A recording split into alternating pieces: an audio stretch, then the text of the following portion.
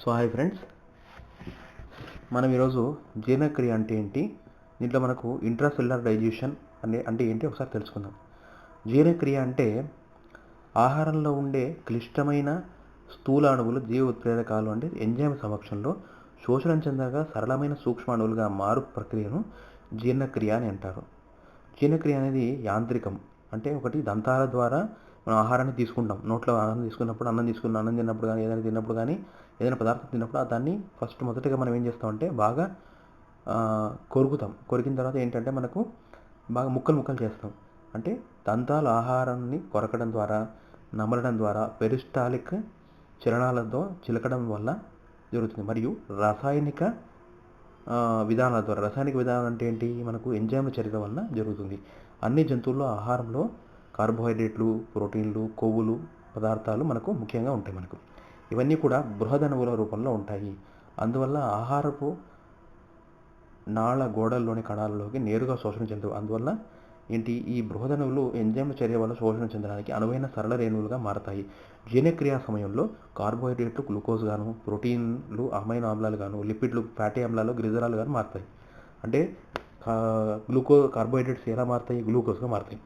Next protein ఎలా మారుతాయి, amino ఆమ్లాలుగా మారుతాయి. నెక్స్ట్ లిపిడ్లు ఎలా మారుతాయి, గ్లిజరాల్ ప్లస్ ఫ్యాటీ యాసిడ్స్గా మారుతాయి.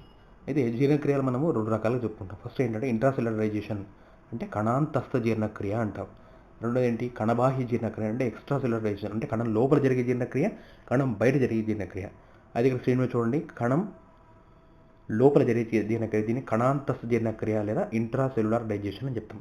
అయితే ఇక్కడ చూడండి, కణాంతస్థ జీర్ణక్రియ అంటే కణం లోపల జరిగే జీర్ణక్రియ కణాంతస్థ జీర్ణక్రియ అంటారు. కణ అంతర జీర్ణక్రియ అంటాం, అంటే కణం లోపల జరుగుతుంది. అంటే ఈ జీర్ణక్రియ ఏకకణ జీవులు, కణజాలాలను ఏర్పడిన బహుకణ జీవుల్లో జరుగుతుంది. అంటే ఇక్కడ చూడండి, మనకు ఏకకణ జీవుల్లో అంటే అమీబా లాంటి జీవులు. ఇక్కడ చూడండి, అమీబా ఏం చేస్తుంది చూడండి, ఇక్కడ ఒక బ్యాక్టీరియం. సో బ్యాక్టీరియం ఏం చేస్తుందంటే, ఒక బ్యాక్టీరియం వచ్చినప్పుడు ఈ బ్యాక్టీరియాని ఏం చేస్తుంది, మొదటగా దీన్ని లోపలికి తీసుకోవాలంటే దీని యొక్క సూడోపోడియా అంటే ఏంటి, మిథ్యాపాదాల ద్వారా ఏం చేస్తుంది, ఈ విధంగా సూడోపోడియాని బయటకు పంపించిన తర్వాత మరి దీని చుట్టూ కూడా ఇలా సూడోపోడియాని మనకు కప్పేస్తుంది. సో అయిపోయిన తర్వాత కప్పేసిన తర్వాత దీన్ని ఏదైతే మళ్ళీ కంప్లీట్గా దీన్ని సూడోపోడియాని దాన్ని కప్పేసేసి దాని లోపలికి తీసేసుకున్న తర్వాత ఏమవుతుంది, మనకు ఫాగో ఫస్ట్ మనకి ఏమేమి జరుగుతుంది, న్యూక్లియస్ కేంద్రంగా ఏం చేస్తుందంటే వచ్చిన ఈ బ్యాక్టీరియాని ఏం చేస్తుంది, బ్యాక్టీరియా మనకి సూడోపోడ్స్ ద్వారా బయటకి తీసుకొస్తుంది. సూడోపోడ్స్ ముందుకు తీసుకొచ్చి ఈ విధంగా యూ షేప్లో మనకి కనిపిస్తుంది. నెక్స్ట్ ఫాగోజోమ్ చుట్టూ ఏంటంటే మనకు amoeba is an example of an organism that digest intracellularly through the phagocytosis. Okay, phagocytosis ద్వారా మనకి ఏం చేస్తుందంటే డైజెషన్ చేసుకుంటుంది.